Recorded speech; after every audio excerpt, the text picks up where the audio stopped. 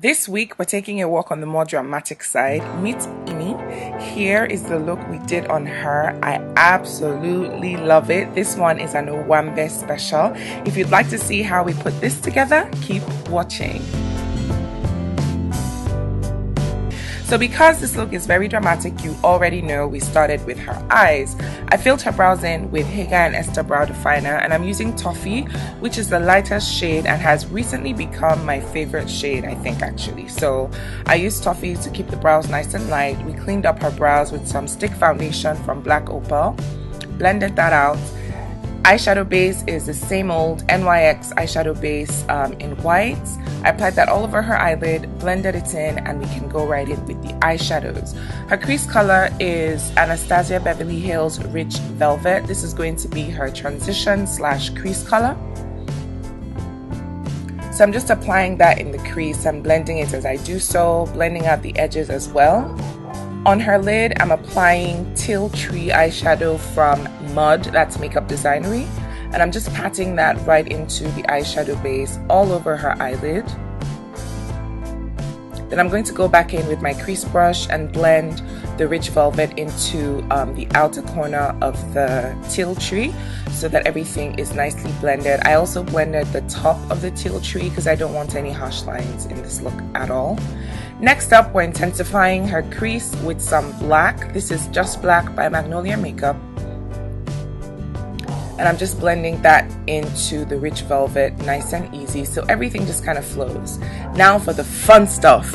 I'm using glitter from Eye Kandy in Twizzle, and I'm also using their glitter glue. And I'm just patting that on. I want this all over her eyelid, but not too intense. I still want the eyeshadow to kind of peek through. So I'm applying it sparsely all over her eyelid, patting, very gently, gradually building what I want. Liquid liner from Jordana. This, I think I've used this in a bunch of videos so far. It's a new fave. Lashes are 199s from Amazing Shine. I love a client that's not afraid to go dramatic, okay? These lashes, very long, very full, but she loved them and they came out really, really nice.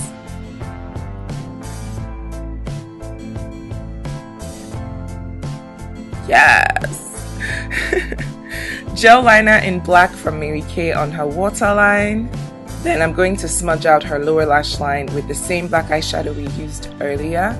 And then with a pencil brush, I'm going to go back in and smudge out the edges of the black with the same green eyeshadow we used earlier. That's Teal Tree from Makeup Designery.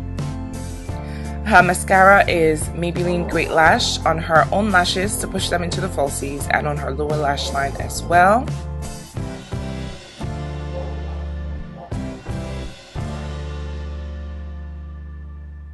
And we're on to the face. So I cleaned off all the fallout, primed her face, and now I'm going over her entire face with Mary Kay Medium Color Foundation. This, you already know, is one of my faves. It works really, really well, easily comparable to MAC and other great brands, and on a budget. I especially like that it's buildable, so I'm able to apply it all over and then go back and build more layers where I need it. Next up, we're kicking off the contouring with some cream foundation from Black Opal. And I've applied that down the sides of her nose, and I'm also going to do that under her cheekbones and around her forehead. RCMA Foundation under her eyes. This is her highlights, obviously. Under her eyes, center of her forehead, down her nose, and her chin as well. And then we can start to blend. So I blend the highlight first, and then I blend the contour. I use the same beauty blender but different sides. Blend, blend, blend. And when I blend the contour, I usually blend it kind of upwards rather than downwards. I set her highlight with RCMA No Color Powder. I think I explained this in my last video. As the name implies, it has no color, so it doesn't add any color. It just sets the concealer, so you'd end up with exactly the color you highlighted within cream.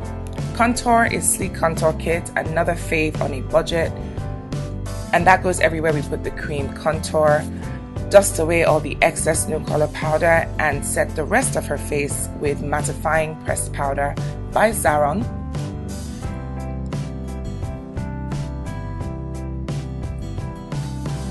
and that's it for her face.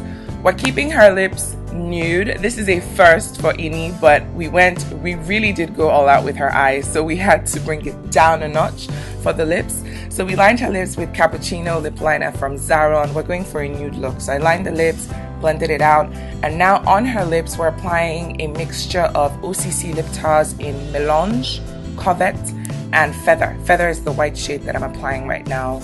Blend everything in nicely. And now for some finishing touches, shall we? Her blush is Sienna by Femme. You already know that's my favorite when I'm doing a nude look. City Color Timeless highlight for her brow bone, another great find on a budget. That goes on her brow bone and down her nose a bit. And I usually like to warm up the nose highlight with my fingers. Some MAC lip gloss on her lips. And it's time for the gele. Yes, this is an Owanbe special, so you know we had to do a gele. Ini's gele is a lovely gold one, and we're going for beautiful layers up front and then a little fan at the back. So it's not going to be tiny, it's going to be on the bigger side. Not massive, but it's going to be on the bigger side. So layers, layers, layers. I know this isn't detailed. Let me know if you want to see a detailed one. But yeah, this is kind of a summary of how I put her gele together.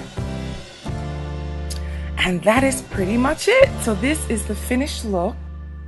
Yes, she loved her makeover and we did too. I hope you enjoyed watching this video. Please rate, comment, and subscribe, and I'll catch you on the next video next week.